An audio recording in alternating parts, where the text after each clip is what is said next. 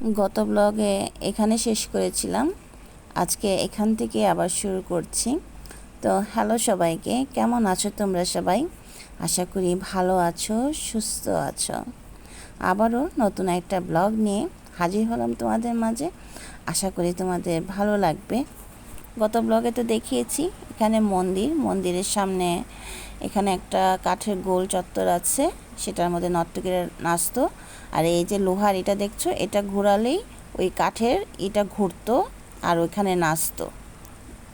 হ্যাঁ, এটা নষ্ট হয়ে গেছে, এখন নাকি সেটা আর চলে না। আর এত বছরের পুরনো এটা এখন চলবেও না, এটা নষ্ট হওয়ারই কথা। তা যাই হোক, ওখান থেকে বেরিয়ে এসেছি। তো হাঁটছি, মানে যতই হাঁটছি ততই দেখছি, মানে কি আর বলবো, মানে রুম আর শেষ হয় না। মানে চারোদিক দিয়ে ঘর, এত ছোট ছোট ঘর ওনারা কি কারণে তৈরি করেছে একমাত্র ওনারাই বলতে পারবে। আর একটা একটা ঘরে তো চারোদিক দিয়ে দরজা জানালা, কিভাবে থাকতো কে জানে। হ্যাঁ, আর কীভাবেই বা জিনিসপত্র রাখতো, আসলে আমি বুঝে উঠতে পারছি না। এটা কি ছিল বলতে পারি না, উপরের ছাদটা ধসে পড়ে গেছে। এই তো এখনও যে এটা দাঁড়িয়ে আছে সেটাই অনেক বড় ব্যাপার, কারণ 300-400 বছরের আগে, তারও আগের হতে পারে এটা আরও। এখানকার জায়গাটা হয়তো ভেঙে গেছে, কিছুই নাই, কিছু হয়তো ছিল। তো এখান থেকে এখন বেরিয়ে যাচ্ছি, মানে চারদিক দিয়ে কেমন যেন ঘুরপাক খাচ্ছে। এখান দিয়ে একটা রুম, ওইখান দিয়ে একটা গলি, এখান দিয়ে একটা রাস্তা, এখান দিয়ে একটা রুম। মানে কিভাবে যে ওনারা চলাফেরা করতো, মানে কিভাবে মনে রাখতো যে এই রাস্তা দিয়ে গেলে ওইখানে যাওয়া যাবে, ওই রুমটায় গেলে ওই ওই জায়গায় যাওয়া যাবে, মানে কিভাবে মনে রাখতো কে জানে। এটা হচ্ছে রাজার হাওয়াই মহল, আর তার পাশে আছে জমিদারের মা যেই রুমটায় থাকতো সেটা। এই যে এই ঘরটার ভিতরে থাকতো জমিদারের মা। এই তো এটা হচ্ছে হাওয়াই মহল। আগে নাকি এটা রানী মহল ছিল, তারপর এটা পরিবর্তন হয়েছে হাওয়াই মহল। এই হাওয়াই মহলে রাজা থাকতো। তো এই ঘরটা তৈরি করতে সব বাইরের থেকে জিনিসপত্র আনা হয়েছে, যাতে গরমের দিনে গরম না লাগে, এরকমভাবেই তৈরি করা হয়েছে তখনকার সময়। তো যাই হোক, এই যে বিশাল বড় মানে হাওয়াই মহলটা, নিচে কি ছিল জানি না, রাজা নাকি উপরে থাকতো, এর আগে থাকতো নাকি রানীরা, শুনেছি আর কি গাইডের কাছ থেকে। তো সামনে এগোচ্ছি, এটার ভিতরেও দেখা যায় সামনে বড় একটা উঠোনের মতো আছে, চারপাশ দিয়ে ঘর। গাছগুলো দেখলে না ভীষণ মানে ভালো লাগে, যে কত বছরের পুরনো, 400-500 বছরের পুরনো এই গাছগুলো এখনও দাঁড়িয়ে আছে, বেঁচে আছে। হ্যাঁ, এখনও নাকি ফল দেয়। এটা আম গাছ, হ্যাঁ, উঠোনের মাঝখানে একটা আম গাছ। এই যে গাছটা অনেক মোটা, মানে গাছের মধ্যে শ্যাওলা পড়ে গেছে, এটার মধ্যে আবার অন্য গাছ জন্মিয়েছে, মানে এত বছরের পুরনো।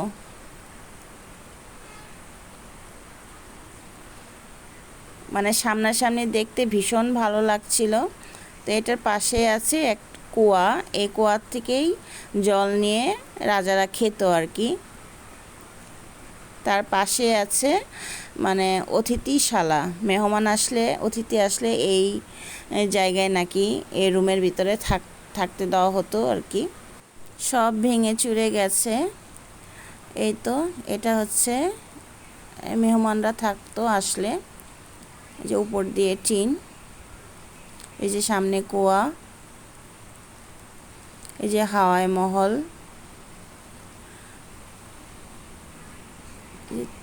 এখন এটার ভিতরে ঢুকবো।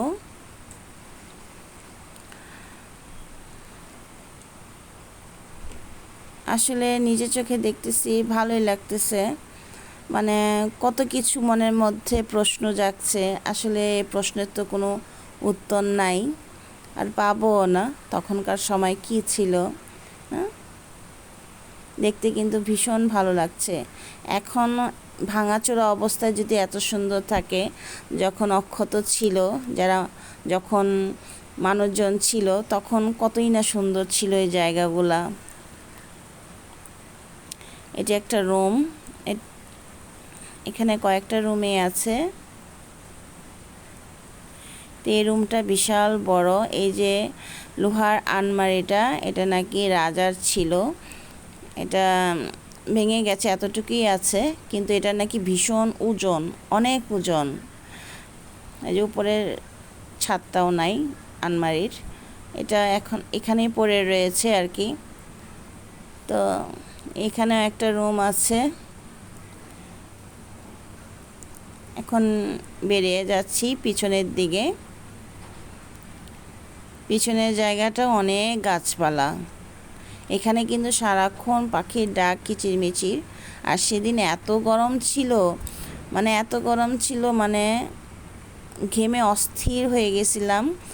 এক ফুটাও বাতাস ছিল না, প্রচণ্ড গরম লাগতেছিল। হ্যাঁ, বাতাস থাকলে হয়তো আর একটু ভালো লাগতো। তো এই তো সামনে যেটা দেখতে পাচ্ছ সেটা হচ্ছে বাথরুম ছিল রাজাদের।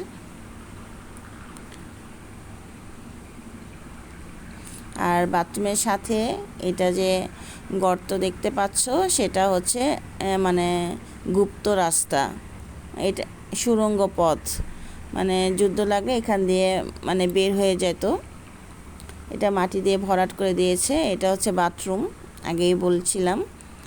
তো ভিতরে যাচ্ছি এখন, যে কত বড় জায়গা। বাড়িটা বিশাল বড় জায়গায় নিয়ে অবস্থিত, এত বড় জায়গা। এই যে দেখো পুরনো গাছটা কি অবস্থা, মাঝখান দিয়ে নাই। এটার ভিতরে হয়তো সাপ টাপ থাকতে পারে। যাই হোক, এটা অনেক পুরনো, দেখেই বুঝতে পারছো হয়তো।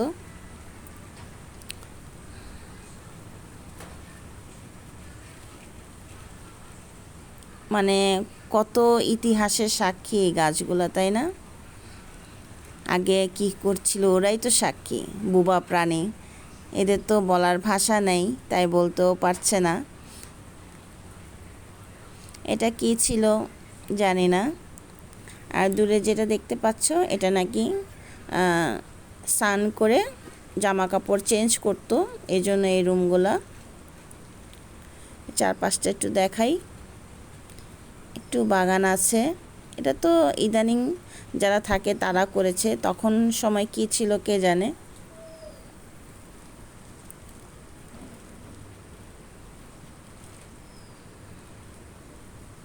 পিছনের দিক দিয়েও আছে, সব ভেঙে চুরে গেছে। একতলাগুলা কোনো রকম অক্ষত আছে, আর দোতলাগুলি সব ধসে পড়ে গেছে। সামনে যে ঘরটা দেখছো এটা বাথরুম। এখানে যারা এটা দেখাশোনা করে ওরা ব্যবহার করে, রুমও আছে হয়তো, জানি না। তো দেখতেই পাচ্ছ পিছনের দিক দিয়েও সব ভেঙে চুরে গেছে। আসলে ভিডিওতে মিউজিক দিতে পারলে আরও বেশি ভালো হতো, কারণ আমি যে আগে মিউজিকগুলো ব্যবহার করতাম ভিডিওতে, সবগুলো এখন কপিরাইট আসতেছে, সে কারণে আর কোনো মিউজিক দিতে পারি নাই। যাই হোক, তো এখানে সামনে এগোচ্ছি। এটার পাশেই কিন্তু পুকুরে যাওয়ার রাস্তা আছে। কত বড় জায়গা নিয়ে ওনারা থাকতো, কত মানুষ থাকতো এখানে। আজ সব নিস্তব্ধ, কি বলবো, বলার তো ভাষা নাই কোনো। এই যে এটার পাশেই কিন্তু এখানে একটা গেট আছে, ওই লোকটা দেখাচ্ছে, লোহার একটা গেট আছে। এটার পিছনে পুকুর। মহিলারা এখান দিয়ে যে স্নান করতো, আর এখানে এসে এই রুমের মধ্যে এসে জামা কাপড় চেঞ্জ করতো। তো এত গাছপালা জন্মিয়েছে, আগাছা, যে পুকুরটা দেখা যাচ্ছে না। অনেকভাবে দেখার চেষ্টা করেছিলাম, গাছের জন্য আর দেখতে পারি নাই, তাই তোমাদের দেখাতেও পারলাম না কাছ থেকে। এই তো অনেক পুরনো লোহার গেট, এখনও দেখো কত সুন্দর আছে। তো এখন বেরিয়ে যাচ্ছি, দেখা শেষ হয়ে গেছে। অনেকক্ষণ ছিলাম, প্রায় 2 ঘন্টার মতো ছিলাম। তো এখন চলে যাব। আকাশ মেঘলা আর গুড়ি গুড়ি বৃষ্টিও পড়ছে, তাই আর বেশি দেরি করলাম না, কারণ এখানে যে বিখ্যাত মন্ডা মিঠাই সেটা খাওয়ার জন্য যাব।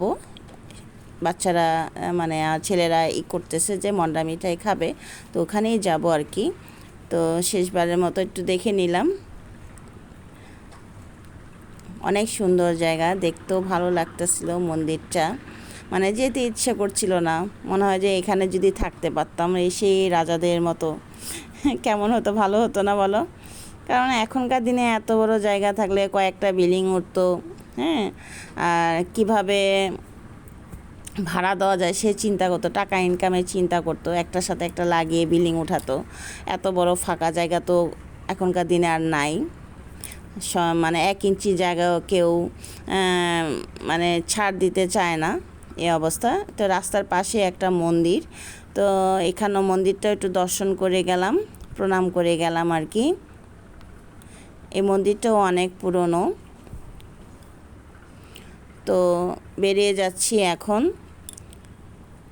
এটা কিন্তু জমিদার বাড়ির পাশে রাস্তা, এটা দিয়ে হাঁটছি। তো পাশে এখানে একটা গেট আছে, এই যে আগের দিনের গেট দেখো, এখান দিয়ে পিছনের গেট দেখো এখনও কত সুন্দর রয়েছে। হ্যাঁ, পিছনের গেট, এটা দিয়ে মানে পুকুরে যেত, পুকুরে যাওয়া যায়, এখান দিয়েও পুকুরে যাওয়া যায়, ভিতর দিয়েও পুকুরে যাওয়া যায়। এখন এটাকে এটিএম বুথ বানিয়ে ফেলছে, আগের দিনের রাজার গেটটাকে এখন এটিএম বুথ। এই যে দেখো,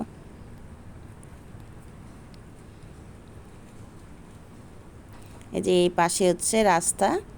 ওই যে তখন যে বাড়ির ভিতরে পুকুরটা দেখিয়েছিলাম না, গেটটা, তো এই যে এখানে এই যে এই পুকুরটা, এটা ওই ভিতর দিয়ে রাস্তা আছে, এখান দিয়েও রাস্তা আছে। এই যে এখানে দেখো সুন্দর একটা মন্দিরের মতো।